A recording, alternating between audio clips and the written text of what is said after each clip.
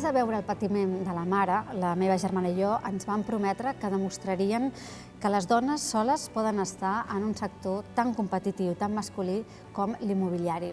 Aquestes són paraules de la nostra convidada d'avui, Joana Amat. Molt bon dia, Joana. Bon dia, Mònica. Gràcies per acompanyar-nos a Lliçons de Vida. A vosaltres és encantador estar aquí, de veritat. A la teva trajectòria en el món immobiliari ja es remunta a un tema familiar, perquè el teu pare ja amb 24 anys va muntar una administració de finques a Gràcia. Sí. El pare va ser un gran emprenedor, la veritat, perquè en aquella època, que era l'any 48, un jove de 24 anys va ser capaç de posar en marxa una empresa. El que passa és que, tristament, li va durar 3 anys perquè es va morir amb 27, però ell era un bon emprenedor i crec que és una mica la nostra primera idea del que és una emprenedoria, diguem-ne. Però qui va fer l'empresa va ser la mare. Perquè el teu pare va morir molt jove, tu no el vas conèixer? No, jo vaig néixer l'endemà del funeral, per el qual en 48 hores va ser per poc, però va ser així. Ell es va morir d'un càncer, d'una leucèmia, però en aquell moment duraven 8 dies. Eren diagnosticats i morts. Vull dir que no hi havia més, no hi va haver-hi cap tractament, no hi va haver-hi cap possibilitat. I la mare es va trobar en què tenia que decidir el seu futur i en 8 dies va ser capaç, imagina tu, amb la meva germana de 2 anys, jo acabada de néixer, i ella havent de decidir si tiraria endavant l'empresa del pare, que total començava, o si se n'anava a treballar a l'empresa que ella havia estat treballant abans de casar-se, perquè el que s'ha de saber de l'època és que les dones, quan es casaven, tenien que abandonar la feina. Però si es quedaven vídues, l'empresa les tenia com d'anar a oferir-los feina, i li van fer. Per tant, ella tenia una feina segura, una feina que coneixia i que podia viure més o menys bé.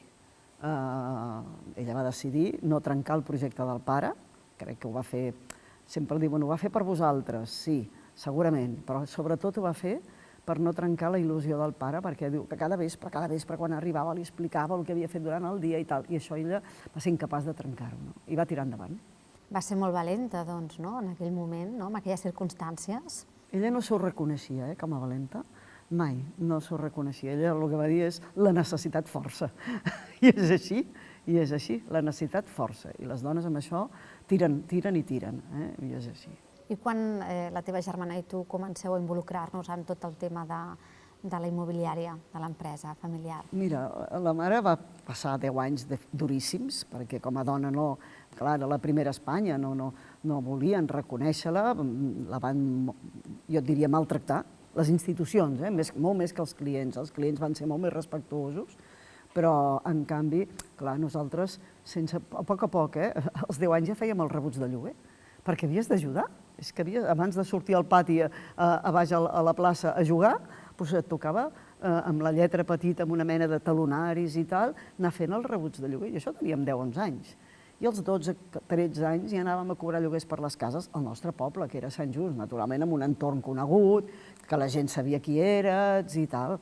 Però quan vam anar a l'institut, llavors havíem d'anar a Barcelona a l'institut, escolta, 2 migdies a la setmana, i llavors en teníem 14 d'anys, 14-15, 2 migdies a la setmana, baixàvem a cobrar els lloguers a Gràcia i al Gòtic.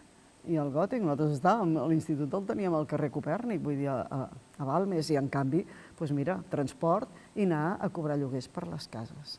I mentrestant la teva mare obrint camí, en aquest sector tan complicat. La mare anar lluitant, la mare tirant endavant, la mare obrint una oficina a Sant Just quan la tenia a Gràcia, per la qual va estar mantenint 2 oficines i es va instal·lar més temps a Sant Just que a Gràcia i anar fent créixer l'empresa. I nosaltres érem unes pures ajudantes, diguem-ne, no? Però després amb la universitat i amb tot va seguir treballant. Era la vida, però això ho feia tothom, no era res excepcional. La societat de l'època, la gent que tenia una botiga, els nostres companys ajudaven els pares. Tothom que tenia alguna cosa pròpia, els fills ajudaven. La teva mare, per tant, va ser la primera dona directiva en el sector immobiliari de l'estat espanyol. Sí. Però em sembla que el seu germà l'havia d'acompanyar a vegades perquè li tinguessin... per donar credibilitat o per signar? És que no admetien una dona directament. O sigui, no li obrien la porta. O sigui, una dona en el sector no era admesa. Però era el sector, sobretot les institucions. O sigui, en aquell moment el món era el món del lloguer, perquè Ara diuen tant que Espanya tradicionalment ha sigut de compra, això no és cert, s'ha de conèixer la història. El món era de lloguer, no hi havia petits propietaris, no hi havia ni la llei de propietat horitzontal, per la qual no hi havia ni la divisió. Per tant, en aquest món de lloguer es treballava amb els jutjats, es treballava amb hisendes, es treballava amb una cosa que en deien el sindicat de banquers, es treballava amb una sèrie d'institucions, era molt reglamentat, i allà és on amb ella no la deixaven entrar, sinó anava acompanyada del seu germà, que també era del sector de la construcció, res a veure, era un paleta, després va ser un contratista, però res a veure en el seu món. Però si no hi havia la figura de l'home, no li obrien la porta. Aquesta era la realitat crua, és així. I com et va marcar aquesta lliçó de vida de la teva mare, no? Això ens marca la meva germana i a mi. Això ens marca. La lluita de la meva mare per fer-se un lloc ens va fer decidir en seguida, a la que vam decidir que per responsabilitat, perquè no vam triar. Nosaltres no, segurament jo no hagués estat en el sector immobiliari, molt probablement, però per responsabilitat ni se planteja altra cosa que estar al costat d'ella. Per tant, en el moment que decidim que això és així, també decidim, també t'has de posar en l'època, nosaltres som fruit de la generació del 68, les dones començaven a demanar drets de tota mena, i nosaltres érem lluitadores, però érem molt lluitadores, i per tant vam dir drets, i tant si els volem. I el primer que farem és demostrar que les dones soles ens en sortim. Només contractarem dones, i va ser una cosa que vam mantenir fins al 2008, o sigui, quan l'empresa feia 60 anys i ara amb 65 dones vam fer el canvi, imagina't, no? Però no va ser fàcil al principi, però vam tenir la voluntat de demostrar que podíem sortir-nos-en soles. I el 2008 surt la llei precisament de paritat, no? I llavors aquí és quan heu d'incloure homes a les oficines. Sí, ja feia temps que la meva germana i jo parlàvem i dèiem escolta, ja ho hem demostrat, portem no sé quants anys aquí demostrant-ho, hem fet moltes coses per les dones durant tota l'època, perquè no va ser fàcil aquesta decisió, internament, perquè l'empresa funcionés.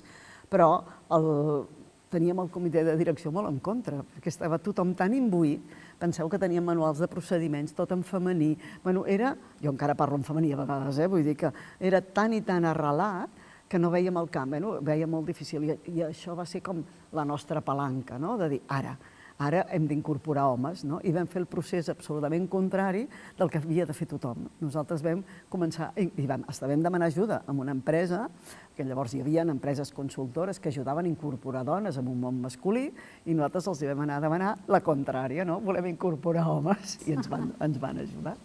També veu ser molt...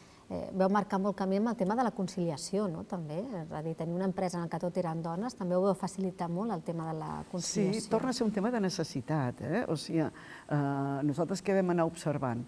Que nosaltres volíem dones, no volíem un exèrcit de secretàries, volíem dones qualificades, dones universitàries, dones potents, i aquestes dones, normalment, la primera maternitat l'aguantaven bé, la segona, com que poder tenien un nivell econòmic una mica més alt o una parella que les podia mantenir o el que fos, anaven perdent dones amb la segona maternitat. Heu de comptar que no hi havia guarderies, les àvies no podien ajudar perquè es tenien els fills molt més joves, per qual els avis treballaven, estaven encara en plena activitat laboral, per tant els hi costava molt. I llavors vam decidir, el primer que vam fer va ser un calendari escolar, o sigui, el nostre calendari, adaptar-lo al màxim a les escoles. I llavors vam institucionalitzar, i encara funciona avui, 6 setmanes de vacances l'any, per adaptar-ho al màxim al moment, 4 setmanes a l'estiu, quan els nens feien 15 dies a l'hivern, doncs per Nadal almenys una setmana que la mare pogués estar amb ells, per Setmana Santa, i això no va ser fàcil, però ho vam aconseguir i es manté. Vull dir que aquestes coses a vegades t'ajuden. I després va venir el teletreball, vull dir que nosaltres vam començar teletreball, ara que se'n parla tant, el 2004. El 2004, perquè havíem comprat una empresa de tecnologia, t'ho explicaré més tard, si vols, però el 2004 vam decidir que havíem, per donar suport a la maternitat, perquè tampoc hi havia les setmanes que hi ha ara, tot això era molt més reduït, doncs el teletreball vam fracassar, que quedi clar que vam fracassar, perquè l'eina era potent, però les comunicacions no. Però el 2008 ja va començar a arrencar, de veritat que ja va arrencar. I llavors va rebre un premi a la conciliació, el 2003, per tota aquesta posada en marxa. I també veu fer la maternitat a la carta, no, Joana? Això ve més tard. Això vas cobrint etapes, no? Això ve més tard, tu te'n dones compte que s'han de seguir fent més coses, que no és suficient el teletreball, que no és suficient les 6 setmanes, i llavors pensem en buscar una altra manera també de que les mares puguin tenir un altre suport. I aquest va ser de dir, mira, agafem tot el que dona la llei, perquè tampoc fem més que el que dona la llei, que és la baixa maternal, més la lactància, més moltes vegades t'hi cau unes vacances enmig, perquè això passa. Això ho convertim en una bossa d'hores i que cada dona pugui escollir durant el primer any de la vida de la criatura com organitzar el seu temps, com organitzar-lo. Ja està tot, hi ha un manual de procediment, 2 mesos abans s'han d'avisar als clients en el cap del departament, si hi ha 2 maternitats al mateix departament doncs has d'arribar a una entesa, però elles així es poden organitzar.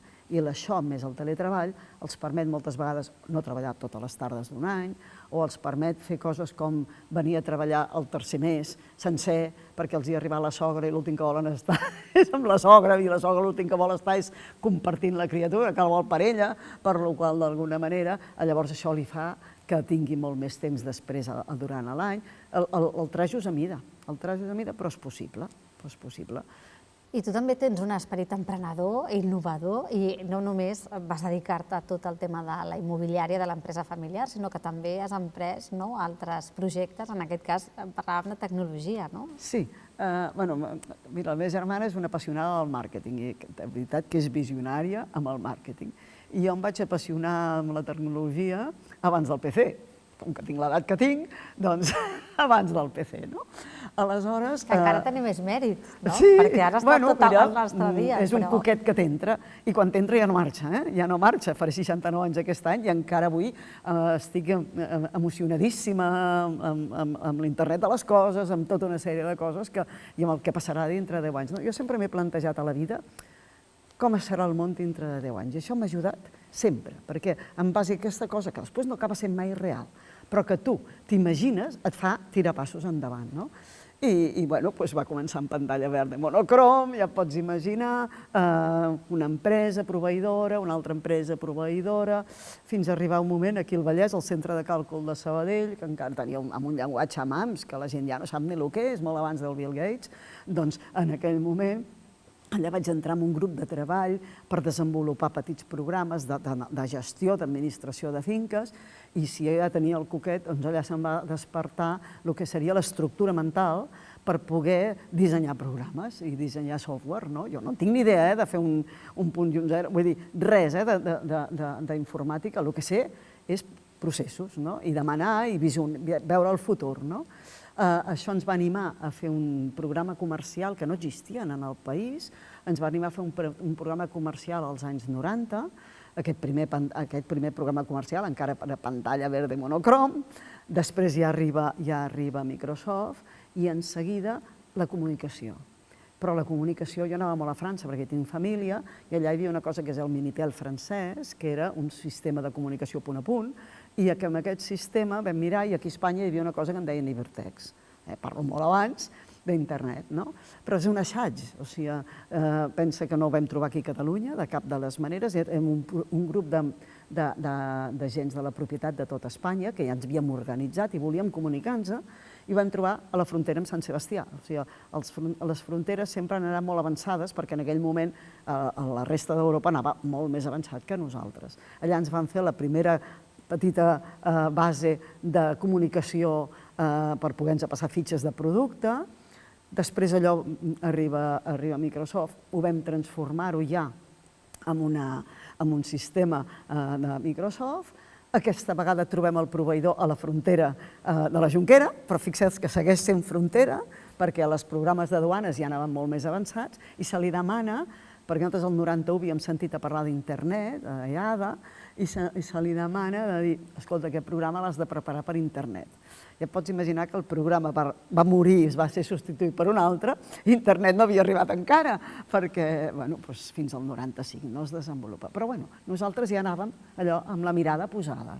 Tot això origina més programes, més coses, fins que l'any 2004, el 2000, havíem fet un programa a mida que havia treballat jo amb el proveïdor, i ja havíem marxat del centre de càlcul de Sabadell, però el 2004 no va al ritme aquest programa que nosaltres volem, el proveïdor tenia altres inquietuds, i li dic a la meva germana, mira, escolta, a mi em sembla que hauríem de comprar l'empresa proveïdora, que era proveïdora de molts més, perquè nosaltres hem de marcar el pas, anem molt més ràpids, el sector està verd, poder que fem aquest esforç.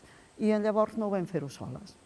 Vam fer un experiment que avui és molt popular, que llavors no existia la paraula, que era economia col·laborativa. Vaig anar a buscar a 7 companys absolutament competidors, però competidors, vull dir que ens competíem a mort per administrar una comunitat o per una finca de lloguer, però en canvi érem, de veritat, molt bons companys i vam fer l'experiment junts. Sí que vam demanar quedar-nos a la majoria perquè realment, d'alguna manera, sabíem que em tocaria tirar endavant de la situació i perquè a mi em feia tanta il·lusió de dir, escolta, jo m'aniré on sigui, fer el que sigui, però hem d'anar 10 passos endavant i poder fer gran aquest programa. Avui és el segon d'Espanya, i la veritat és que seguim d'allò. Jo suposo que aviat demanaré que algú em recanviï, però m'ho passo bomba, és que m'ho passo bomba, de veritat. Te'n vas als Estats Units, mires el que fan, compro programes, software d'aquí, software d'allà, tinc software guardat, allò per dir quan pugui ser ja el traurem, ja farem. Ara amb l'internet de les coses ja visualitzes com els edificis es comportaran, de quina manera els podrem controlar des de les oficines, com testejaràs els edificis a remot. És apassionant, és un món apassionant. Tot i que m'encanta el sector immobiliari, m'agraden els dos, la veritat. Però vas saber veure i vas saber unificar també aquests competidors, aquests... Sí, l'experiment ha funcionat. Portem en aquest moment, del 2004 fins ara. La veritat és que, a més, mai hem hagut de fer res que no sigui consensuat, és igual, les majories no han funcionat per res, perquè sempre hem anat endavant, si hem necessitat consultors els hem agafat, si hem necessitat, i hem crescut junts. La veritat és una mica creure en la suma del talent. Mai hagués arribat jo lluny com hem arribat tots junts. Això està claríssim, perquè el que no veu un, veuen dos. I la suma del talent et fa créixer exponencialment. Tu tens les teves limitacions i s'ha acabat. I és així, i arribes on t'arribes. I en canvi, nosaltres crec que el joc ha estat poder pensar en que érem gent talentosa i que sumada podíem fer créixer exponencialment el projecte. I va ser fàcil convèncer-los, en aquest cas, que eren competència de dir ens hem de sumar esforços en aquest cas?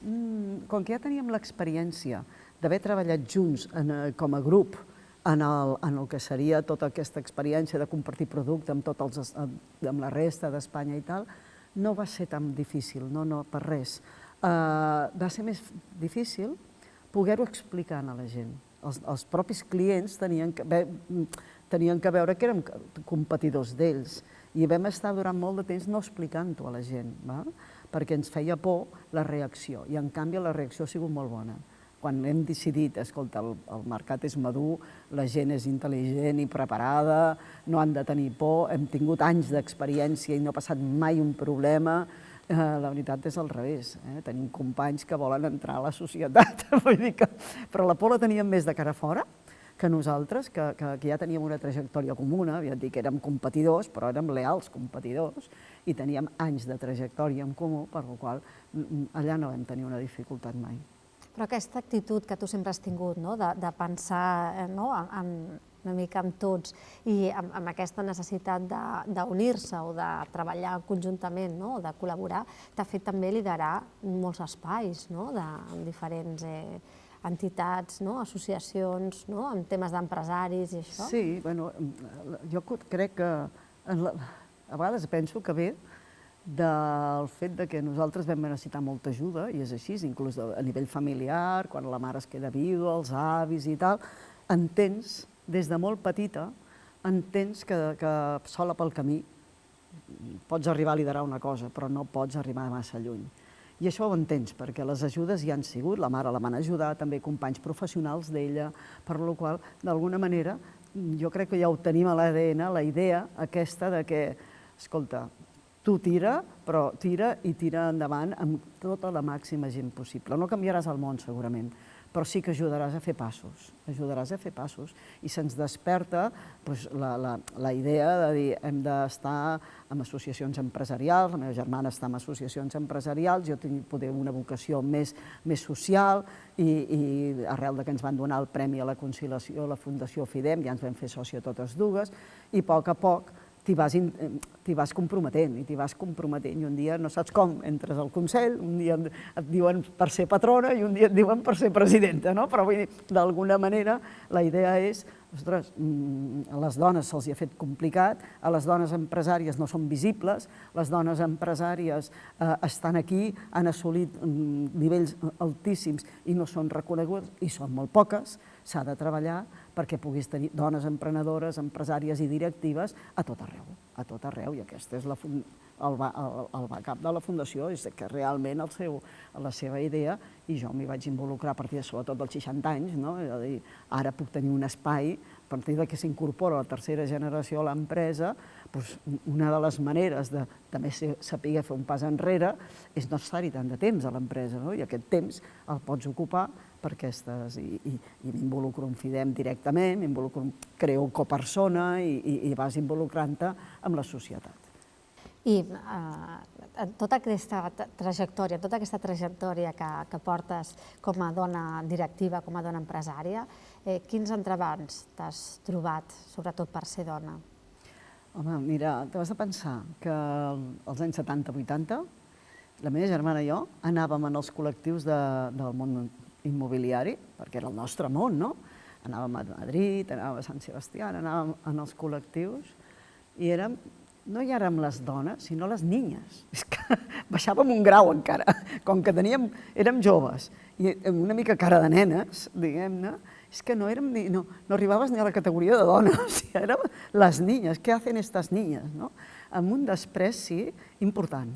Ens va costar molt dintre del sector fer-nos un lloc. Ens va costar, perquè som perseverants, les dones això ho tenim, et tanquen una porta i dius, espera que no l'obriré per l'esquerra, perquè la de la dreta no s'obre, però la de l'esquerra potser sí, no? Vull dir que realment hem sigut en aquest sentit molt tossudes, molt perseverants, però no era fàcil, no? Les dones no vam ser ben rebudes al principi, després això va canviar, Haig de dir que als anys 90 havia canviat molt, lideràvem el grup i la gent ens respectava i la veritat és que és així, però tot i així el sector va ser encara molt masclista durant anys, perquè potser era molt envellit també. Nosaltres vam quedar clar, com que ens vam posar tan joves, érem una mica, no sols érem dones, sinó que érem joves, molt joves, amb moltes inquietuds, però molt joves. I és clar, aquells homes que ara me'ls miro i eren joves també, però clar, ens portaven 25 anys. 25 anys vol dir que potser ells en tenien 50 i pico, però clar, nosaltres en teníem 25. I eren els jefes de les empreses, eren ells, no? I esclar, ens veien com a niñes. És així, no? A mesura que la cosa va anar canviant, vam estar treballant molt formació, vam estar treballant moltes coses internament, aquest grup per tot Espanya, doncs et vas anar guanyant el respecte. I en tota aquesta trajectòria directiva també et vas casar, vas tenir fills. Tot això com ho vas poder compaginar? Home, mira, jo crec que un ja tria la persona, sincerament. Jo he tingut un marit, se'm va morir ara fa un any, que realment em va ajudar tota una vida. Vull dir que ell era empresari del sector del tèxtil. Ell, com que anava de matins, molt de matins, aquest sector es llevava d'hora, diguem-ne, a les 4 del matí les màquines ja es posaven en marxa, doncs a les tardes estava a casa. Jo, per exemple, a l'escola no hi anava mai. Ell era president de l'associació de pares. Jo no sabia ni la cara que tenien els mestres, sincerament, perquè nosaltres que a les nits fèiem reunions de comunitat, perquè llavors no teníem el personal que tenim avui, les fèiem la meva germana i jo, i llavors començaven a les 9 de la nit, perquè els horaris eren molt llargs. Doncs arribaves a les 11 de la nit, quarts de 12, tothom dormia, els nens, algú els havia donat el sopar, algú els havia banyat, i algú havia anat a l'escola amb ells. Per tant, jo era mare de dematins i ell era pare de tardes, i això va funcionar. Això va funcionar. Jo poder no hagués agafat un home que no hagués estat compromès així. La veritat és que amb això ho vaig tenir bé, ho vaig tenir molt bé. Vull dir que ells van, ell i el meu cunyat, vull dir que érem tot un grup d'homes compromesos i ho van fer molt i molt bé amb les seves possibilitats. I nosaltres, això sí, mare de cap de setmana, jo no he tingut mai mala consciència, us ho dic de debò. Jo sempre he corregut amb la qualitat i no amb la quantitat del temps i érem pares de cap de setmana que pensa que vam optar per anar fent les vacances de cap de setmana amb una caravana, que podíem haver estat en un altre lloc millor, si tu vols, perquè era la manera d'estar junts, allò, sentir-los respirar, saps? Allò de dir, pum, amb 6 metres quadrats, allà tots 4. Doncs, bueno, ens ho vam passar la mar de bé. Per tant, comptaves amb la complicitat, en aquest cas, d'un marit que veia que havia de ser 50-50. Total. Fins l'any 90 que ell va caure malalt, realment era total. Els fills... Jo els portava al metge, per exemple, perquè podia escapar-me de la feina i ell poder li era més complicat. Jo els portava al metge si tocava, però poca cosa. I jo organitzava la cuina, però en canvi quan arribava, com que ho posàvem una llista, el primer que arribava, el primer que es posava a cuinar, diguem-ne, no?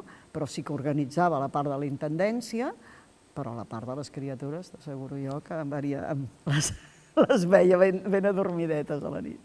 I també la vida també us va donar un cop fort amb malalties que va tenir el teu marit, no? Sí, la vida has d'aprendre a portar l'empresa, has d'aprendre a tirar endavant. Gràcies a l'empresa, gràcies a tirar endavant, pots tirar endavant una vida personal dura. I això és així. Et toca i et toca. El meu marit l'any 90 em van dir que era mort, clínicament, perquè havia tingut una picada mortal a la picada de vespa, amb un xoc anafilàctic a Salamanca, i a partir d'aquell moment que el van ressuscitar perquè algun metge es va arriscar, li va doblar la dosis de cortisona que estava manada, va sobreviure, però va començar tota una època, una vida sencera, que atreia les vespes. I això va ser tot un procés que va significar un procés de pànic continu, un procés de no viure, un procés de depressió, tot un món. 10 anys ell es va prestar en un assaig clínic a l'Hospital de Sant Pau i van fabricar la vacuna de la vespa sobre el seu cos, ell i 7 més casos a tot Espanya. Al final d'aquests 10 anys que va durar només va quedar viu ell, els altres eren morts per picar la vespa. Vull dir, va ser una vida sempre amb la mort posada aquí, però també això t'aprèn a viure. Té la seva lectura positiva, això cohesiona la família, pot anar molt malament o pot anar molt bé. A nosaltres vam lluitar, però crec que vam lluitar i vam sortir, podries dir triomfants, perquè ell es va morir amb l'al·lèrgia i amb l'adrenalina a sobre, però al cap de molt de temps i de sortides de la depressió més profunda que va tenir, vam decidir que havíem de viure intensament, perquè com que no sabies quan t'arribaria, sí que sabíem que en 15 minuts ja tenia el xoc anafilàctic, però això ja estava aprovat, era viure a tope. I vam viure, de veritat, a tota màquina, molt bé. Després van venir els càncers i llavors sí, l'últim vam estar 13 anys amb 6 càncers. Mira, la vida et dona 2 patacades, però com que veníem de l'altre, que era molt pitjor, perquè per nosaltres sempre va ser molt pitjor la immediatesa, el càncer sempre ens va donar la sensació que teníem temps, i així va ser, perquè em va superar 6, fins ara aquest any passat, doncs realment els càncers és allò, si ja sabíem que teníem que viure, doncs més, m'entens? I llavors vam començar a viatjar, vam començar a fer coses que no havíem fet mai.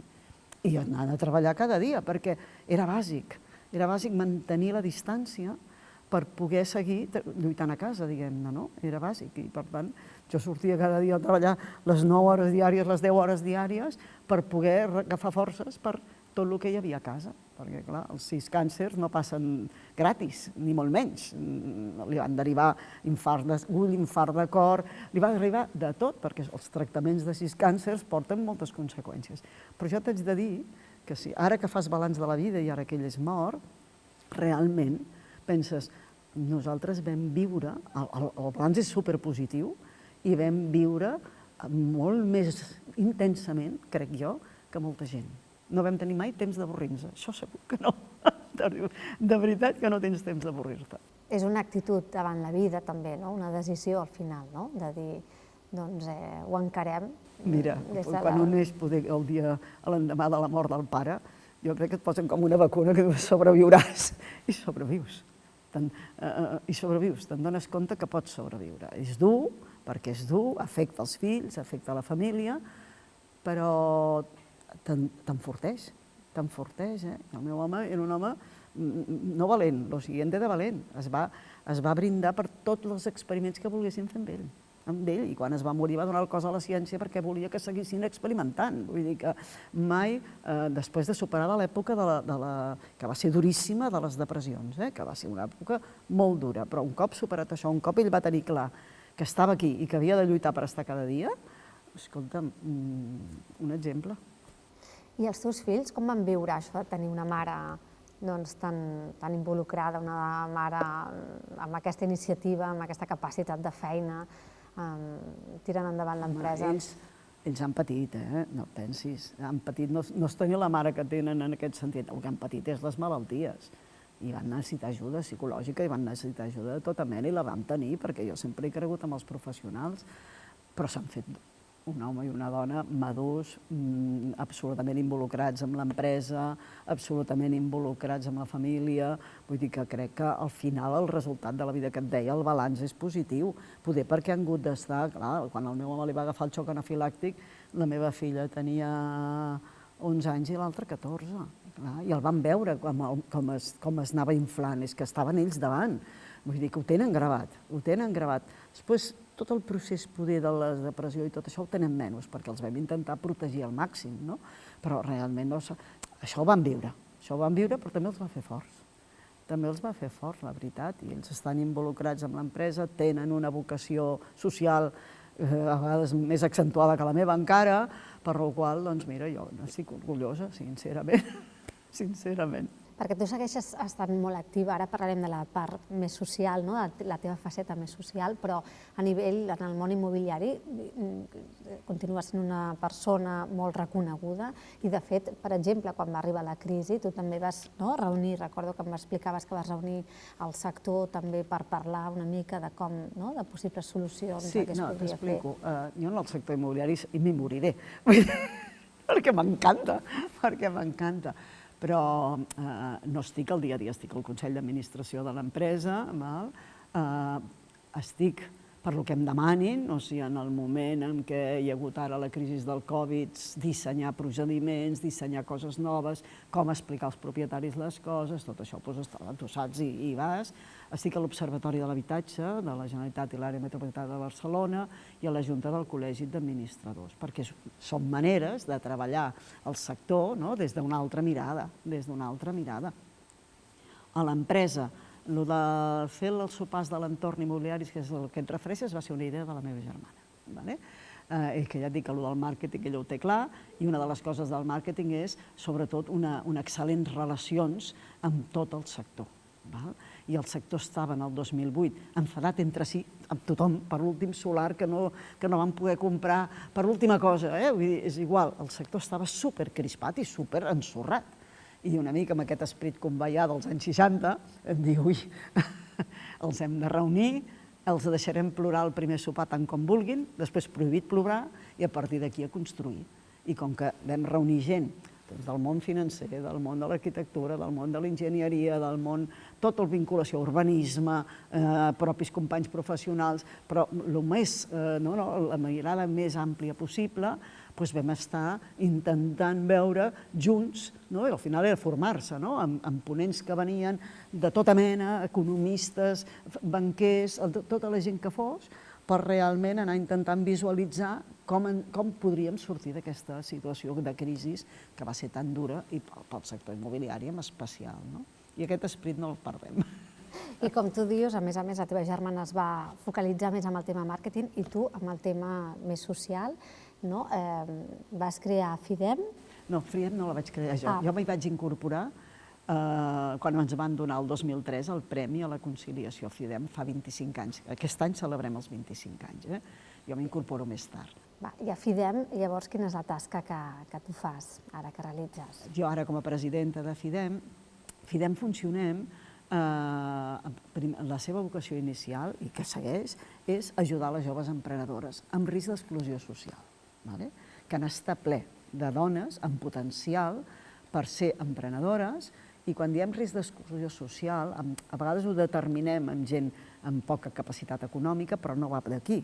Moltes vegades són dones de més de 45 anys, que tu saps que el mercat de treball ja no li dona opcions, són dones amb problemes de violència masclista, són dones, per exemple, immigrades, que poden estar absolutament capacitades amb carrera i amb el que vulguis, i aquí no se'ls dona una oportunitat, i després també gent en situació de pobresa econòmica. Vull dir que la idea, Marc, de FIDEM és aquesta i segueix, però això ho hem anat fent créixer. Ara ho hem hagut de parar pel Covid, però hi ha tot un projecte que el fem a l'Institut Català d'Oncologia, ja et pots imaginar que el càncer també va lligat, no? I per la qual, d'alguna manera, amb la Candela, que és la directora general, vam posar en marxa un projecte perquè les dones que tenen càncer de mama, que són un càncer que realment és llarg de cura, amb la reconstrucció i amb tot, i que tristament, a més, hi ha una estadística que diu que els homes les abandonen al cap d'un any i mig i que no aguanten, de mitjana, que és duríssim, les dones, moltes han deixat la feina o les han acomiadat. I tu saps que és transversal, però la punta més alta també està entre els 45 i els 55 anys.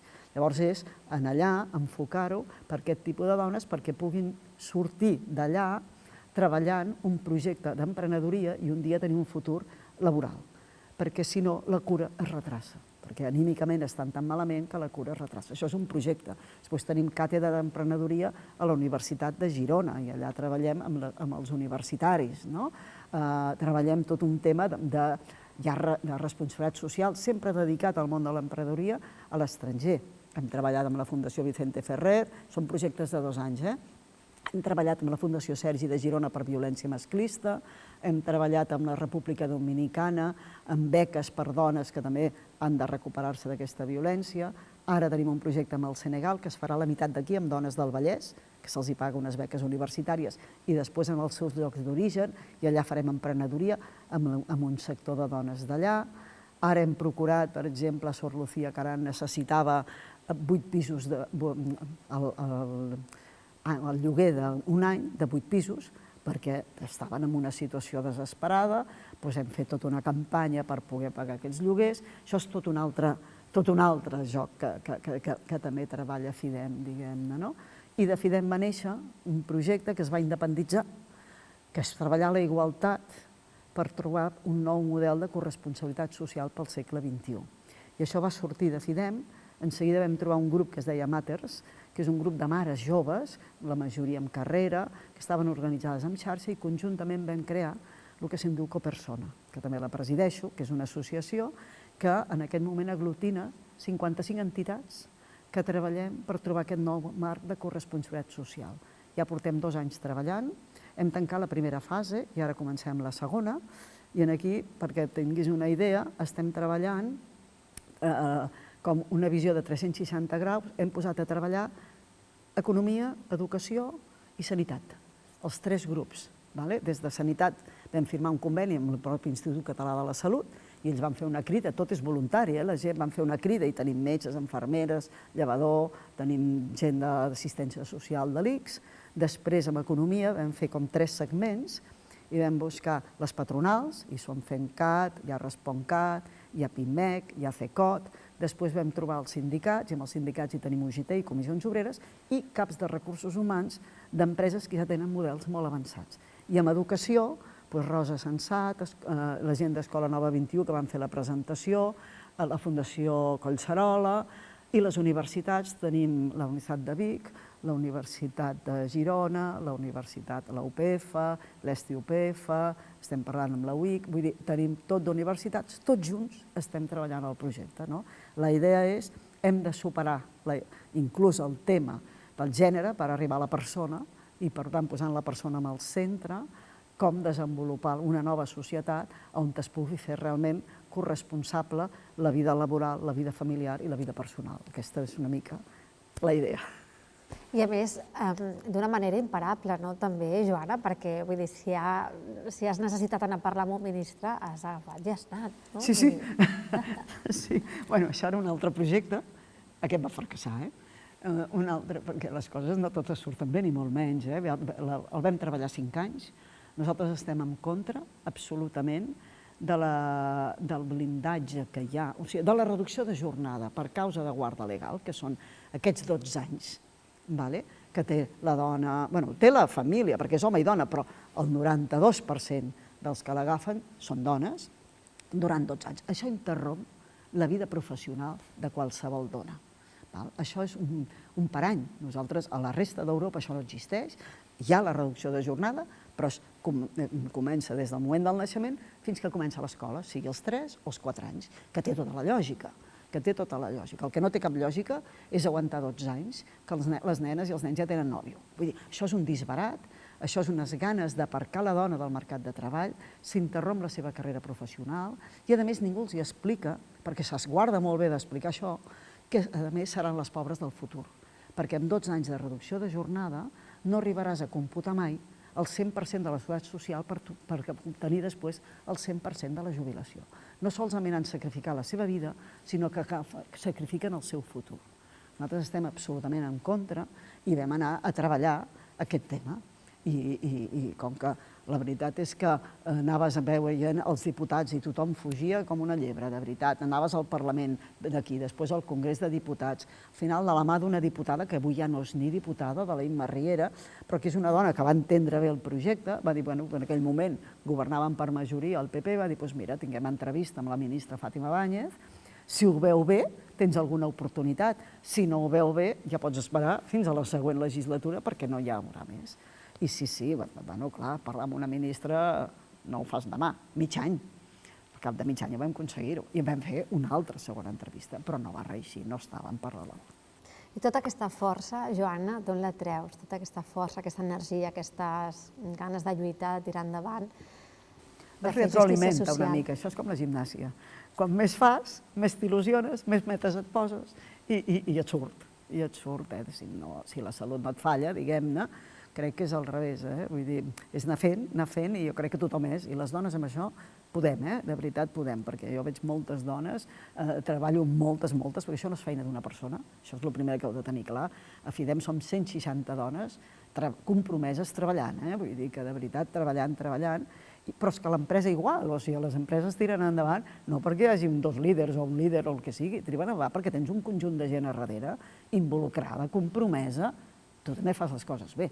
La nostra empresa, per exemple, té tota la gent assalariada, quan en el nostre sector, parlo de la part comercial, que no la part d'administració de finques, el nostre sector, tothom té falsos autònoms, m'entens?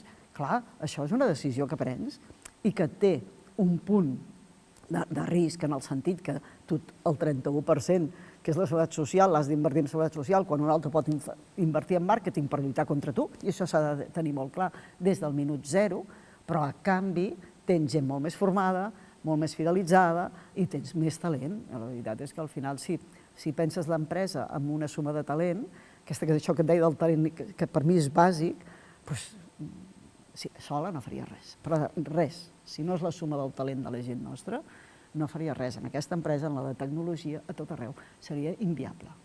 Ara mires enrere i en tota aquesta trajectòria, què és amb el que et quedaries, Joana? Ui, que difícil. Que difícil, perquè tot m'agrada. Què em quedaria? Hosti, amb l'energia de poder seguir lluitant. Vull dir, a mi m'agradaria seguir involucrada fins al final de la vida. Que no em falli l'energia, no hi ha un projecte que m'agradi més que un altre. A cada moment m'ha agradat el projecte que he fet. Si no, poder no l'haguera pogut fer. I vés a saber, jo penso, bueno, i què em passarà dintre de 10 anys? Jo encara penso que tinc vida per 10 anys més, vés a saber, és igual.